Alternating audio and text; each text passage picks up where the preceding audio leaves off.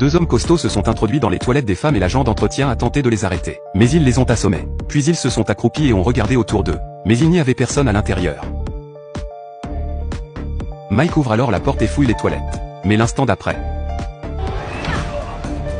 Mike pensait qu'il serait facile de traiter avec Linda. Puis Linda a fait son propre tour. Et Mike était si complètement hors de lui qu'elle lui a donné un coup de pied. Et qu'il s'est finalement écrasé contre le lavabo et s'est évanoui. Après les avoir assommés, Linda a enfilé ses vêtements de nettoyage et s'apprêtait à partir. C'est alors que John a appelé.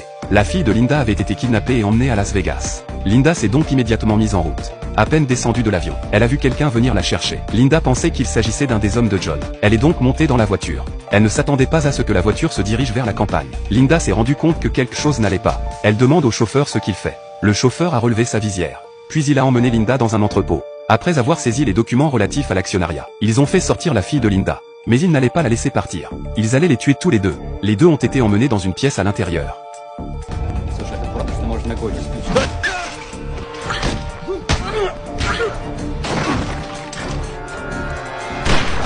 Linda a finalement sauvé sa fille.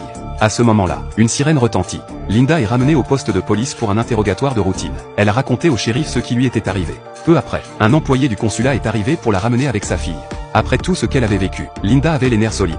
Elle a arrêté le shérif et lui a dit que si le consulat mentionnait le document relatif aux actions, cet homme devait être un imposteur, parce que les gens du consulat ne savent rien des documents. Le shérif est à moitié convaincu. Après l'accueil, le personnel du consulat s'est approché et a demandé où se trouvaient les documents. La tension monte.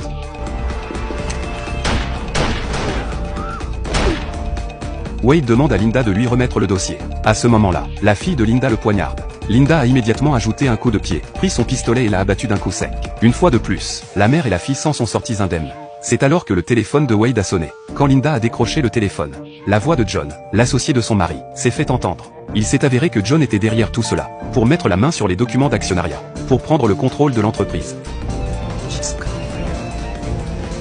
Après avoir raccroché le téléphone, Linda et sa fille se sont mises en quête de vengeance.